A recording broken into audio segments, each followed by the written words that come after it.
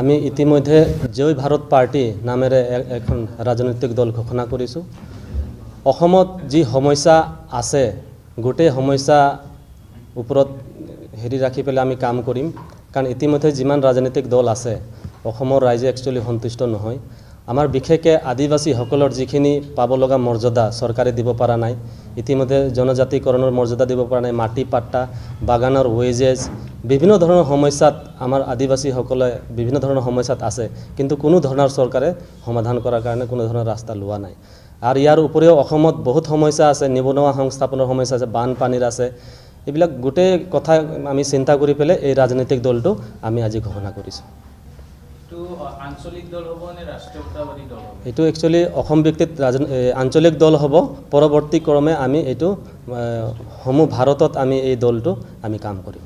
হয়, নিশ্চয় আমি এতিয়া ৰাজনৈতিক দল খুলিছোঁ, আৰু ৰাজনৈতিক দল আমি আগবাঢ়িবলৈ হ'লে আমাক গ্ৰাছ লেভেলত আমাক ভেটি মজবুত কৰিব লাগিব। যাৰ কাৰণে আমি এইবাৰ পঞ্চায়ততে আমি প্ৰতিদ্বন্দ্বিতা কৰিম। সমূহ ঘৰৰ অসমতে আমি পঞ্চায়ত আমি কণ্টেষ্ট কৰিম এইবাৰ, আৰু লগতে 2026তো আমি MLA কণ্টেষ্ট কৰিম। তাৰপিছত BTR ইলেকশ্যন আছে, কাৰ্বি আংলং অট'নমাছ কাউন্সিল আছে, আমি গোটেই জেগাতে আমি প্ৰতিদ্বন্দ্বিতা কৰিম। ইতিমধ্যে আমাৰ 37 এছেম্বলি কনষ্টিটুৱেঞ্চিত আমাৰ আলোচনা হৈ গৈছে। ইতিমধ্যে আপাৰ আছাম, লোৱাৰ আছাম, উজনি আছাম গোটেইখিনি আলোচনা হৈ আছে, আৰু আমি গোটেই অসমত আমি পঞ্চায়ত কণ্টেষ্ট কৰিম। মই আপোনালোকক লিষ্টটো দি দিম অলপ পিছতে। হয়, বিশেষকৈ আমাৰ মধ্য অসমত আছে, আপাৰ আছামতো আছে, উজনি অসমত আমাৰ কম আছে।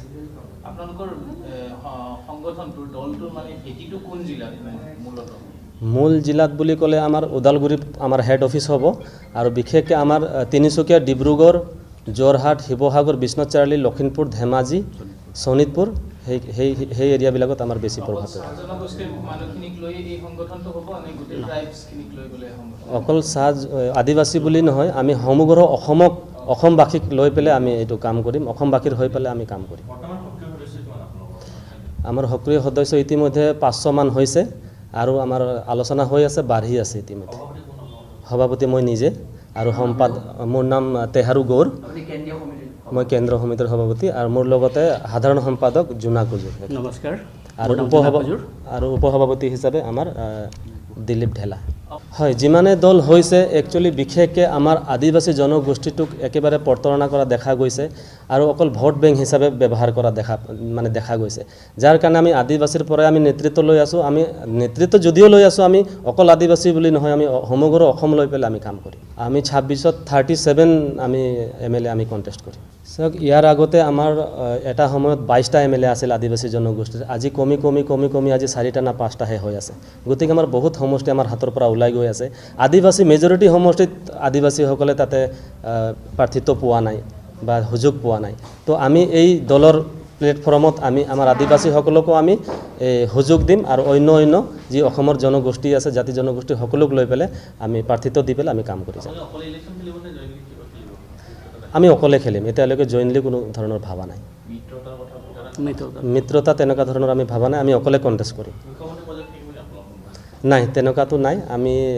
আমি অকলে কণ্টেষ্ট কৰিম, কাৰোৰ লগত এতিয়ালৈকে আলোচনা হোৱা নাই, আৰু আমি অকলে ইলেকশ্যন খেলিম।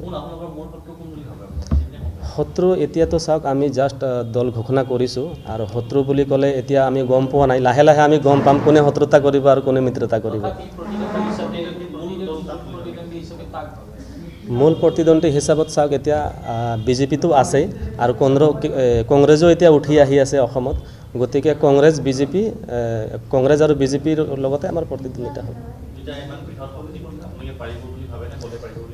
হয়, আমাৰ যোনটো লক্ষ্য উদ্দেশ্য আমাৰ যি আছে, মই ভাবোঁ যে আমাৰ এই দলটোক অসমবাসী আঁকোৱালি ল'ব বুলি মই ভাবিছোঁ। কাৰণ আমাৰ যি লক্ষ্য উদ্দেশ্য, আমাৰ লক্ষ্য উদ্দেশ্যৰ ওপৰতে আমি কাম কৰিম, ইয়াৰ বাহিৰত আমি নাযাওঁ। হয়, অসমৰ যিমান ৰাজনৈতিক মহলত যিমান আছে, বা আদিবাসী সংগঠনেই হওক বা অন্য জাতীয় সংগঠনৰ যদি কোনোবাই ৰাজনীতি কৰিব খুজিছে, আমাৰ দলত আমাৰ সুযোগ আছে। আমাৰ দলত আহক, আমি একেলগতে এই দলটোক আগুৱাই লৈ অসমবাসীৰ কাৰণে আমি কাম কৰিম।